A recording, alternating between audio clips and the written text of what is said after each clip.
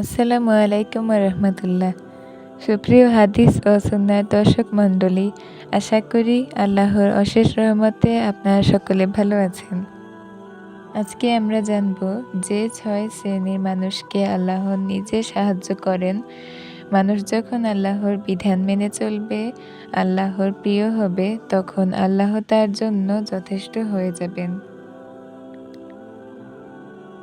সব বিপদ-আপদে আল্লাহ তাকে সাহায্য করবেন। রাসূল সাল্লাল্লাহু আলাইহি ওয়াসাল্লাম বলেন, জেনে রাখো, যদি সব সৃষ্টি একত্র হয়ে তোমার জন্য উপকার করতে চায়, তবু তারা আল্লাহর বিধান নির্ধারণ ছাড়া কখনোই তোমার উপকার করতে পারবে না। আর যদি সব সৃষ্টি একত্র হয়ে তোমার কোনো ক্ষতি করতে চায়, তবু তারা আল্লাহর নির্ধারণ ছাড়া কখনোই তোমার ক্ষতি করতে পারবে না। কলম তুলে নেওয়া হয়েছে এবং শুকিয়ে গেছে। তিরমিজি। কুরআন ও হাদিস পাঠে জানা যায়, আল্লাহ তাআলা নবী, রাসূল ও মুমিন বান্দাদের সঙ্গে থাকেন।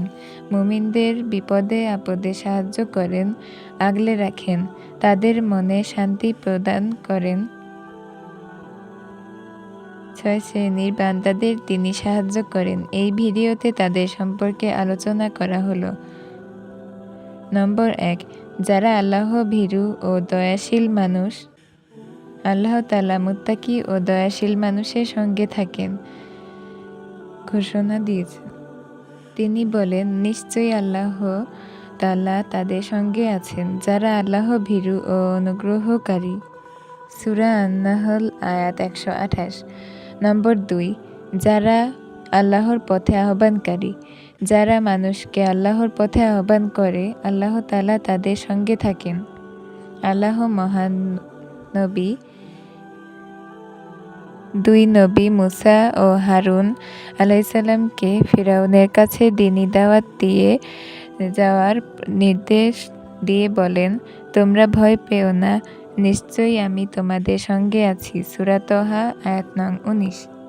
নম্বর 3, বিপদগ্রস্ত মুমিনকে।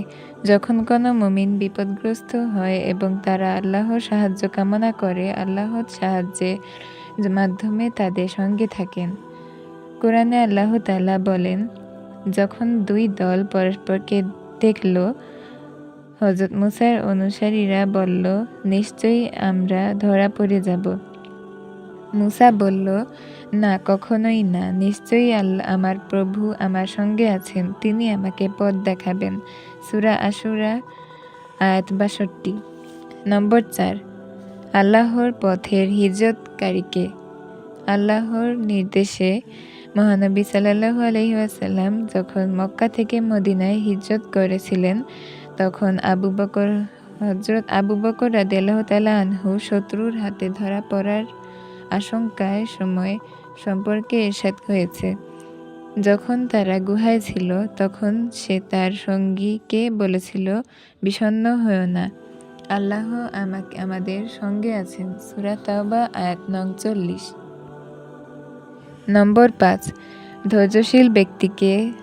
যারা দ্বীনের উপর চলতে গিয়ে বিপদের শিকার হয় এবং ধৈর্য ধারণ করে, আল্লাহর তাদের সঙ্গে থাকেন।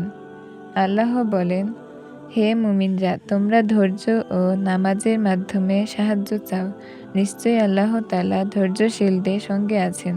সূরা বাকারা আয়াত নং 153। নম্বর 6, অন্যকে সাহায্যকারী ব্যক্তিকে। নিজের জীবনে আল্লাহ তাআলার সাহায্য পাওয়ার একটি সহজ উপায় হলো অন্যকে সাহায্য করা। মানুষকে সহযোগিতা করলে নিজের কাজেও আল্লাহ তাআলার সাহায্য পাওয়া যায়। এটা অনেক বড় সওয়াবের কাজ। এর ফজিলতও অনেক। বিভিন্ন হাদিসে মানুষকে সাহায্যের কথা বলতে উদ্বুদ্ধ করেছেন। এক বিখ্যাত হাদিসে এসেছে, বান্দা যখন তার ভাইয়ের সাহায্যে থাকে, আল্লাহ তার সাহায্যে থাকেন। সহিহ মুসলিম হাদিস নং 2699। আল্লাহ তাআলার সাহায্য ছাড়া মানব জীবন অচল। জীবনের প্রতিটি ক্ষেত্রে বান্দা আল্লাহ তাআলার সাহায্যের মুখাপেক্ষী। তিনি সাহায্য না করলে মানুষের পক্ষে কোনো কাজই করা সম্ভব নয়। এজন্য সর্বদা সবসময় তারই কাছে সাহায্য কামনা করা বান্দার কর্তব্য। সুতরাং প্রিয় হাদিস ও সুন্নাহর দর্শক মণ্ডলী, আজকে আমরা যে 6 শ্রেণীর মানুষকে আল্লাহ নিজে সাহায্য করেন এই প্রসঙ্গে যা জানতে পারলাম, সেগুলো বিস্তারিত হাদিস ও কুরআনের আলোকে আপনাদের সামনে আজকে আমি তুলে ধরেছি। আশা করি আজকের এই ভিডিওটি আপনাদের কাছে ভালো লেগেছে। যদি ভালো লেগে থাকে তাহলে অবশ্যই লাইক দিয়ে শেয়ারের মাধ্যমে অসংখ্য দ্বীনি ভাই বোনদের জানার সুযোগ করে দিবেন। সবাইকে ধন্যবাদ। আসসালামু আলাইকুম।